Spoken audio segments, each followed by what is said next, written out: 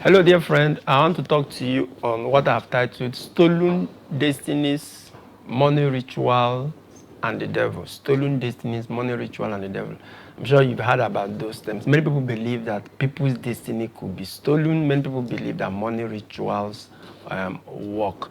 The immediate trigger to this for me is I watched a clip of a lady who tearfully narrated how she discovered that her boyfriend, whom she had been dating for a year plus, has stolen her destiny by doing some ritual with her underwears, her pictures, and all of that. She was very heartbroken, and she, in the video I recall, she said that the guy has even bought a car for her within this 1 year plus that they are dating, and the conclusion of the issue is that she has been used for ritual, so the boyfriend has stolen her destiny. Now, I am not denigrating anybody's experience and all of that, but that got me thinking, can destiny actually be stolen? So I want to talk about stolen destiny on this video. I'll do a second video on money ritual so you don't lose, so I don't lose your attention. So can destiny be stolen? And I am saying my own answer is no, destiny cannot be stolen. Those who allege that their destiny or destinies are stolen, usually the impression, the conclusion that the person who has stolen your destiny spiritually is now using it to make money, to experience financial, material breakthrough. And that's why your life is no longer moving, stuff like that. Okay, now let's look at that story we just talked about.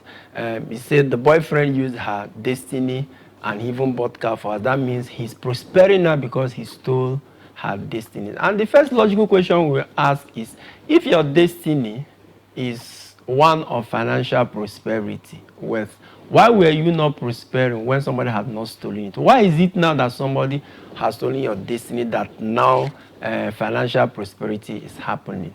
And if I want to be sarcastic, I could say, well, if you believe that your destiny has been stolen and you are alive, and the person who has stolen your destiny is not making money, I think the best thing you could do, since when the destiny was with you, you were not making that kind of money. Now that somebody has stolen it and is making money and you are aware, why don't you go and make a deal with the person? People should share the money 50-50. After all, when the destiny was with you, you were not seeing that kind of money. But listen, my answer to this is there is no such thing like stolen destiny. Destiny cannot be stolen. Of course, I did a write-up about that on my Facebook, and I've got a lot of reaction. Many people some are even insulting me, and they've given a lot of answers and stuff like that. Some gave what I call circumstantial evidence, nothing substantial. Some used the story of Esau and Jacob, to talk about stolen destiny. Listen, what Jacob took from Esau was not Esau's destiny. What Jacob took was his birthright. And birthright are family inheritance. It could be land, it could be money, sometimes even wife of your late father. What Jacob took was Esau's right to first inheritance, or the choice inheritance in the family. That's what Jacob took. It was not Esau's destiny. If you read Genesis going forward, what made Esau mad was the blessing that Jacob took, not even the birthright, because the birthright is just material things. And if you read also further, Esau became also very wealthy. In Genesis 33, Jacob, in order to reconcile with him, offered him some gifts. Esau said, no, I don't need them. Esau was rich, despite the fact that Jacob stole his birthright.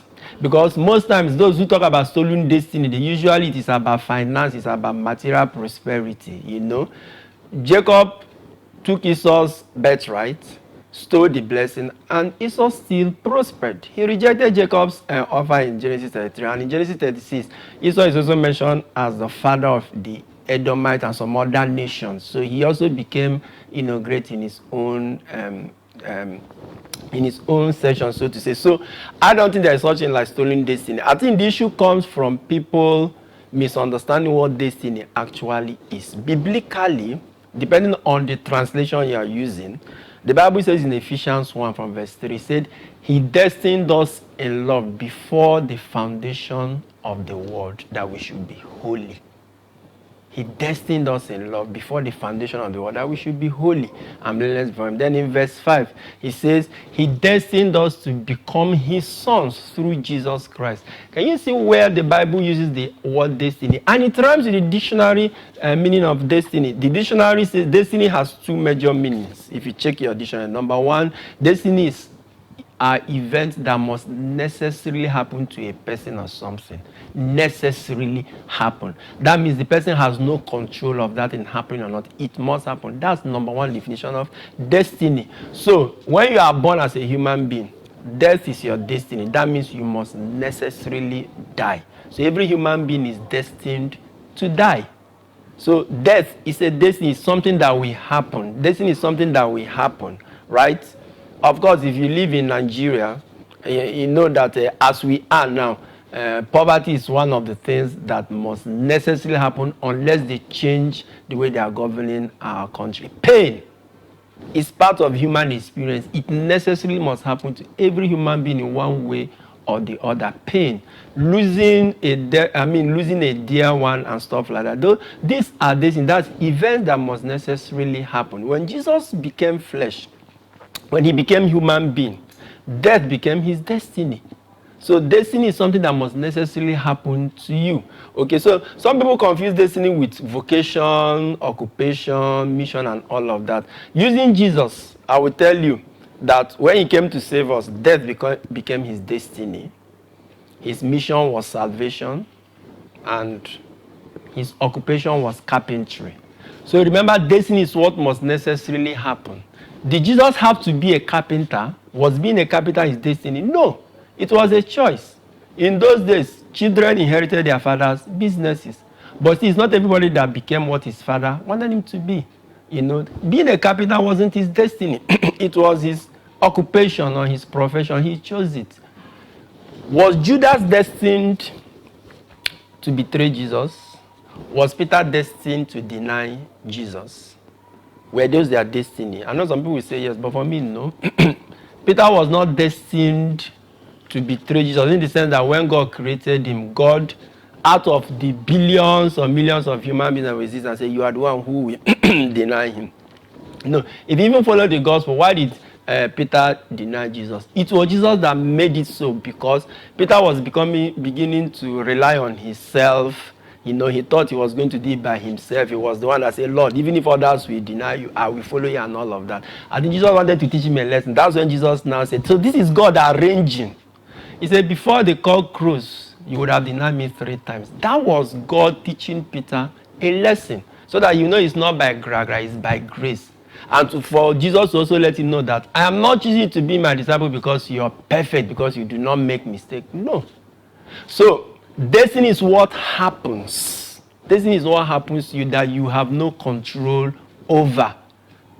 It's what happens to you that you have no control over. That is where it is seen. Then the second division of destiny is that it is the hidden power that is believed to control future events. Okay? Hidden power believed to control future events. And here, yes, I agree, there are devilish powers or demonic powers headed by the devil, which we know. You know, now let me tell you something. The devil truly does have power, but there is a limit to his power. Since destiny is the hidden power that controls future events, the only person who controls tomorrow is God. The difference between the devil and God is that the devil knows what will or can happen tomorrow, but he cannot change it. And we'll be talking about that later in the second episode. But God can control. God can decide what happens. God has decided that, okay, tomorrow it will rain. Now the devil knows that it will rain tomorrow and all of that. Then when tomorrow reaches, God can decide to withhold rain. Because he is the Alpha and the Omega. He is yesterday, today, and forever. God is already in tomorrow. The devil is not in tomorrow, but the devil can see tomorrow. So if destiny is the hidden power that controls what will happen in the future, God is destiny himself. He decides. So people should stop seeing destiny as a commodity. Some people think that destiny is commodity that can be stolen. And some people think that what they end up in life, being an engineer, or a medical doctor, or a priest, or a pastor, a rich man, a poor man. Those are not destinies. Those are things that can, some are choices you make, some are choices, some are conditions, and all of that. But the real definition of destiny is events that will necessarily happen. What we do as human beings, what do you do with the things that have happened to you? That is where you begin to carve out your future or how your life turns out. And Acts chapter 17 says, in him we live and move and have our being. Colossians 3:3 says, our lives are hidden in Christ. I'll use this also in the second part. So what I'm saying to you is that, first of all, stop misunderstanding destiny. Destiny cannot be stolen, because destiny is not a commodity. Destiny is things that must necessarily happen, okay? Someday you and I will suffer some pain, some heartbreak, some misfortune, and all of that. That is destiny, and that's our destiny as human beings. Now what happens is what you do with them. I can assure you that Judas was not the only person tempted to betray Jesus, but he fell for it. Just like you are not the first person who has been tempted to do one or two things, but you fell for it. Some other person will not fall. Temptation is our destiny. Temptation is our destiny. Falling into it and rising becomes what we do with what must necessarily happen. So I want to leave it here. I just want to say that there is no such thing like stolen destiny, as some people have alleged. In the second video, I'm going to be talking about money ritual. Remember, the topic is stolen destiny, money ritual, and the devil. I want to see, are all these things real? Yes, in what sense, and all of that. So that's what I'm going to see in the second video. Thank you. To watch full videos and get notifications for new ones, please subscribe to my YouTube channel. God bless you.